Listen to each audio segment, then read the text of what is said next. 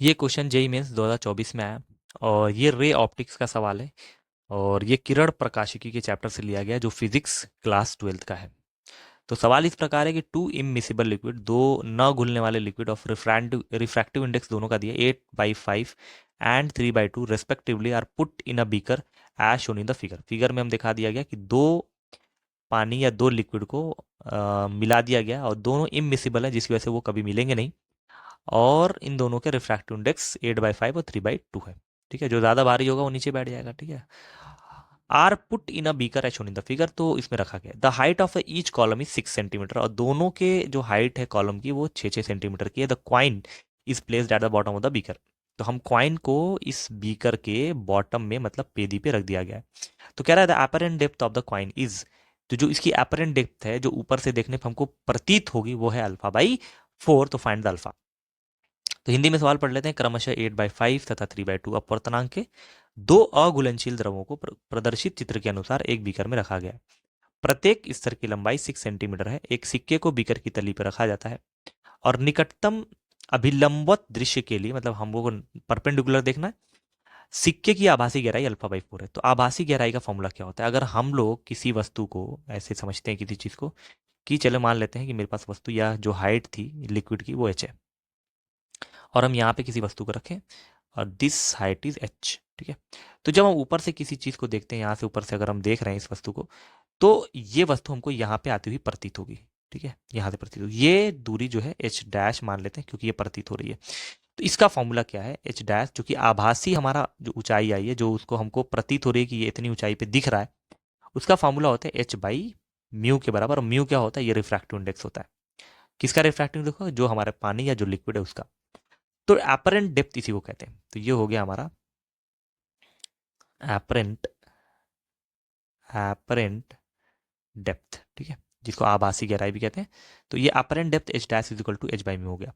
तो यहाँ पे दो दो लिक्विड है, तो पहले लिक्विड के लिए हम अपरेंट डेप्थ निकाल सकते हैं और फिर दूसरे लिक्विड के लिए अलग से निकाल देंगे। फिर दोनों के लिए अपरेंट डेप्थ जोड़ देंगे तो टोटल अपरेंट डेप्थ हो जाएगी। ठीक है, या आभासी गहराई हो जाएगी। सबसे पहले इस लिक्विड के लिए हम लोग निकालते हैं। तो h1 dash is equal to h1/म्यू, बहुत ही बेसिक सा फॉर्मूला है। तो h1 की वैल्यू कितनी है? मतलब ऊंचाई जो दिया हुआ था वो है 6 और म्यू की वैल्यू है 8/5। तो ऊपर जाएगा 5, 6×5 = 30, 30/8। अगर हम इसको कट कर दें, ठीक है, तो हो जाएगा, जैसे 2 से काट देते हैं तो 15/4 आ जाएगा। तो h1 डैश की वैल्यू क्या आ गई? 15/4। इसी तरीके से ऊपर वाले लिक्विड के लिए भी निकाला जा सकता है। h2 डैश इतनी ऊंचाई के लिए अगर अपेरेंट होगा तो कितना होगा?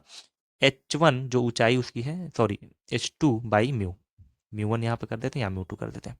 तो h2 की वैल्यू भी 6 है, लेकिन म्यू2 की वैल्यू यहाँ पे 3/2। ऊपर 2 जाएगा 12, 12/3, 12/3 क्या हो जाएगा? 4 आ जाएगा।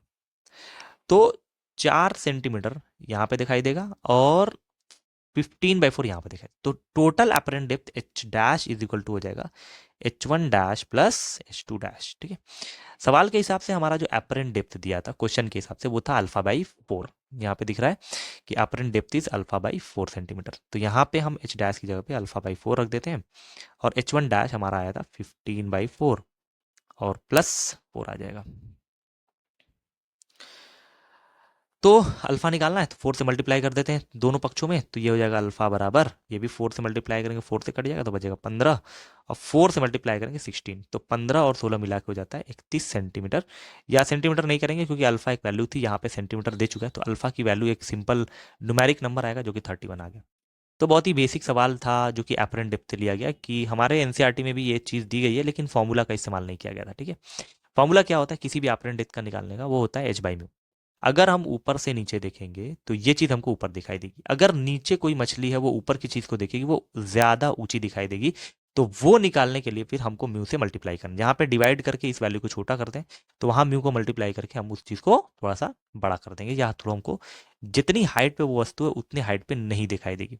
तो इस कॉन्सेप्ट में या यहाँ पे देखा जाए तो वस्तु जब हम लोग पानी या किसी द्रव के अंदर रखते हैं, अगर उसकी ऊंचाई h है, तो हम लोग ऊपर अगर देखेंगे तो फिर परावर्तन या अपवर्तन के दौरान हमारी ये हाइट जो होगी, ये वस्तु जो होगा ऊपर प्रतीत होगा, दिखता हुआ, जिसको हम लोग आभासी गहराई या अपरेंट डेप्थ इसको कहते हैं, जिसका formula h dash is equal to h/म्यू के हिसाब से निकाला जाता है। तो यहाँ पे दो दो लिक्विड अलग अलग था, दोनों लिक्विड के लिए हमने अपर एंड डेप्थ निकाला, दोनों को जोड़ दिया और वैल्यू को अल्फा/4 किया, जहां से अल्फा की वैल्यू कितनी आ गई 31। तो ये हमारा आंसर हो गया 31।